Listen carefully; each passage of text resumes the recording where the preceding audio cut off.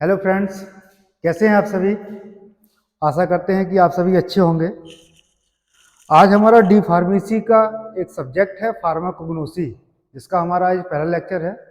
आज हम इसके बेसिक इंट्रोडक्शन के बारे में पढ़ेंगे कि ये फार्माकोग्नोसी होता क्या है, इसमें हमें क्या क्या चीज़ें पढ़नी है और इसका स्कोप क्या है। चलिए स्टार्ट करते हैं। फार्माकोग्नोसी फार्माकोग्नोसी जो है, यदि हम बेसिकली इसको कहें तो फार्माकोग्नोसी ऐसी ड्रग जो हम डायरेक्ट एनिमल से या डायरेक्ट प्लांट से ले सकते हैं, उस चीज के बारे में अध्ययन करना कहलाता है हमारा फार्माकोग्नोसी। अब फार्माकोग्नोसी आप स्पेलिंग देख रहे हैं, इसको हम दो भागों में डिवाइड करते हैं। पहला है हमारा फार्मेको और दूसरा है ग्नोसी।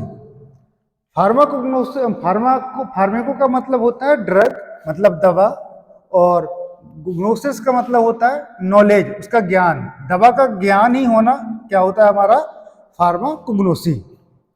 अब यदि हम इसकी हिस्ट्री पर जाएं तो ये नाम किसने दिया, सबसे पहले बात आती है कि जो फार्माकोग्नोसी नाम है वो किसने दिया है।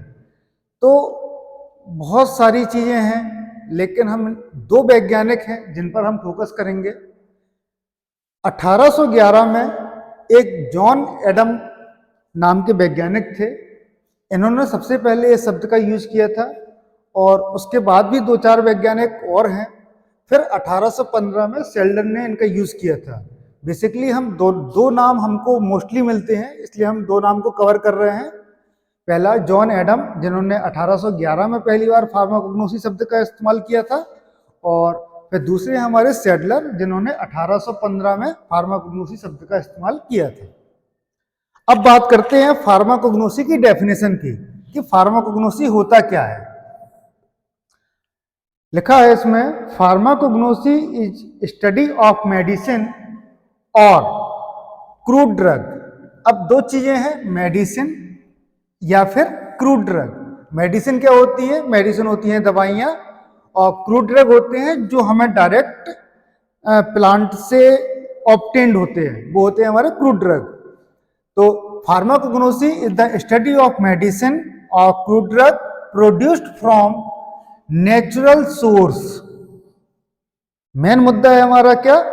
Natural source. ऐसी दवाइयां जो हमको नेचुरल सोर्स से मिले, वो कहलाती है हमारी फार्माकोग्नोसी। अब नेचुरल सोर्स में कहां से चीजें आती हैं हमारी? प्लांट से आती हैं, माइक्रोब से आती हैं, मिनरल से आती हैं, और एनिमल से भी आती है। तो फार्माकोग्नोसी की डेफिनेशन क्या है? Pharmacognosy is study of medicine और crude drug produced from natural source such as plant, microbes, minerals, animals. इस डेफिनेशन में दो लाइन और जुड़ी हुई हैं। It's include analysis of their biological, chemical and physical property. देखिए, जब हम किसी भी ड्रग के बारे में जानते हैं, जब हम किसी की ड्रग के बारे में पढ़ते हैं, तो उसकी क्या प्रॉपर्टीज है, क्या केमिकल प्रॉपर्टीज है, क्या उसकी फिजिकल प्रॉपर्टीज, उसका काम क्या है, ये सब देखते हैं।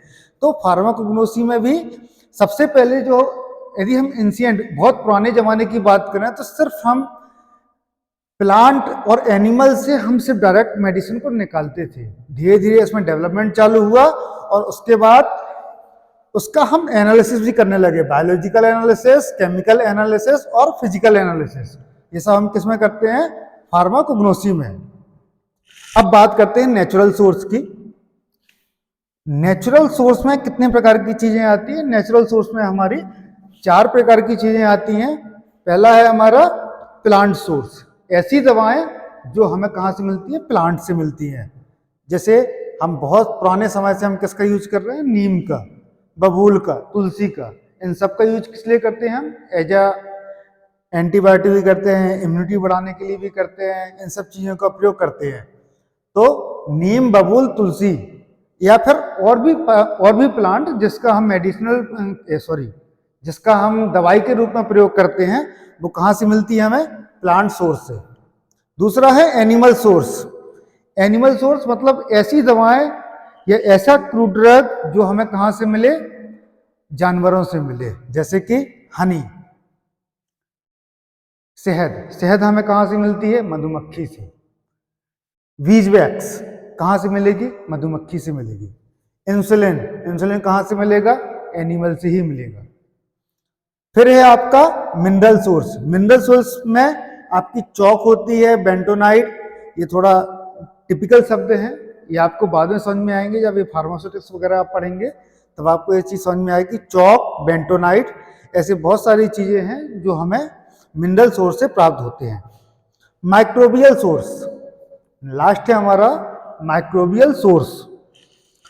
तो जितने भी प्रकार के एंटीबायोटिक बनते हैं, जितने भी एंटीबायोटिक बनते हैं वो किससे बनते हैं? माइक्रोब से बनते हैं, छोटे छोटे कीटाणुओं से बनते हैं।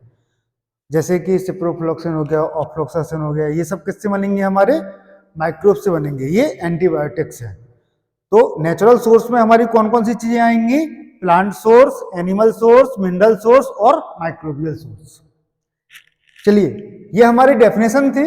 अब हम बात करते हैं इसकी हिस्ट्री के ऊपर कि अभी तक कितना कितना कैसे कैसे क्या क्या काम हुआ है। तो सबसे पहले हम बात करेंगे पेपरस। करीब 1500 ईसा पूर्व की बात है ये। 1500 ईसा पूर्व की में पेपरस नाम का एक ग्रंथ था। उसमें लगभग 1000 मेडिसिनल प्लांट के बारे में जानकारियां दी गई थी और ये बहुत बड़ा ग्रंथ है। फिर आए हिप्पोकेरेट्स, जिन्हें हम फादर ऑफ मेडिसिन के नाम से भी जानते हैं। फिर आए अरस्तु या अरिस्टोटल, नॉर्मली हम लोग कहते हैं अरस्तु। इन्होंने क्या किया था? इन्होंने एनिमल किंगडम पर काम किया था।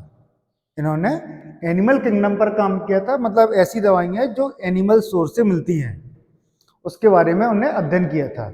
इसके बाद एक और आता है गैलन।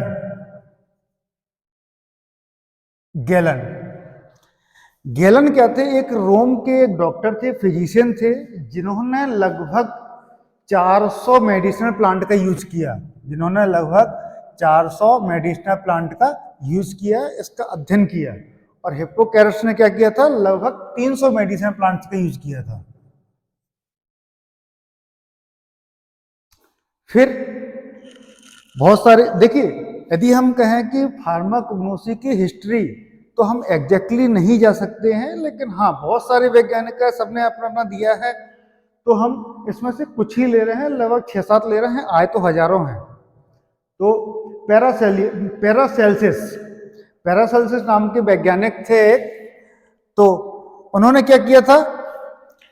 इन्होंने सबसे पहले, एक बीमारी थी सिफिलिस, वो चलती थी बीमारी, सिफिलिस नाम की बीमारी होती थी, तो उस पर सबसे पहले मेटल का प्रयोग किया। उन्होंने सबसे पहले मेटल का प्रयोग किया। और मेटल मतलब मिनरल्स, मिनरल सोर्स से हमें जो भी चीजें मिलती हैं उसका प्रयोग किया और सिफिलिस नाम की बीमारी को उन्होंने क्या किया? ठीक किया। फिर आए थे विलियम बियरिंग, इनका पूरा नाम है विलियम बियरिंग। इन्होंने डिजिटैलिस, जो कार्डियक बीमारियां होती हैं, हार्ट से रिलेटेड बीमारियां होती हैं, तो उनके ट्रीटमेंट के लिए डिजिटैलिस नाम की पत्ती का प्रयोग किया। उसके बाद आए हमारे क्या? सुरदोसार। ये जर्मन फार्मासिस्ट थे, जर्मन भेषजिक थे। इन्होंने क्या किया था? ओपियम, अफीम से मॉर्फिन वगैरह निकाला और उनकी टेस्टिंग की कि इसमें कैसा कैसा क्या क्या होता है। ये थी हमारी हिस्ट्री। अब बात आती है स्कोप ऑफ फार्माकोग्नोसी। फार्माकोग्नोसी का स्कोप क्या है? Synthetic drug and antibiotic. हम देखते हैं कि आजकल सिंथेटिक ड्रग और एंटीबायोटिक का बहुत ज़्यादा इस्तेमाल होता है और इनके बहुत ज़्यादा नुकसान होते हैं। और जो हमारी हर्बल मेडिसिन होती हैं, मतलब फार्माकोग्नोसिस से रिलेटेड दवाइयाँ जो होती हैं, उनके साइड इफेक्ट बहुत कम होते हैं। इसलिए हम इस दवाइयों के क्षेत्र में भी हम किसका यूज कर रहे हैं?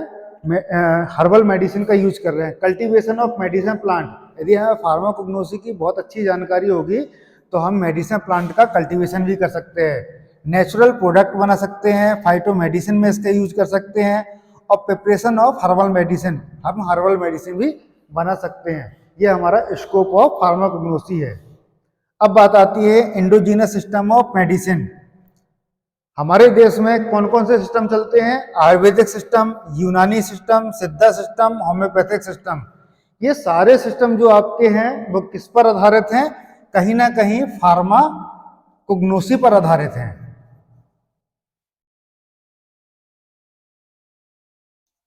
कहाँ, किसमें? फार्माकोग्नोसी पर ये सारे सिस्टम आधारित हैं। ये हमारा आज का टॉपिक हुआ फार्माकोग्नोसी का intro, definition, source, history, scope of pharmacognosy और endogenous system of medicine. Thank you.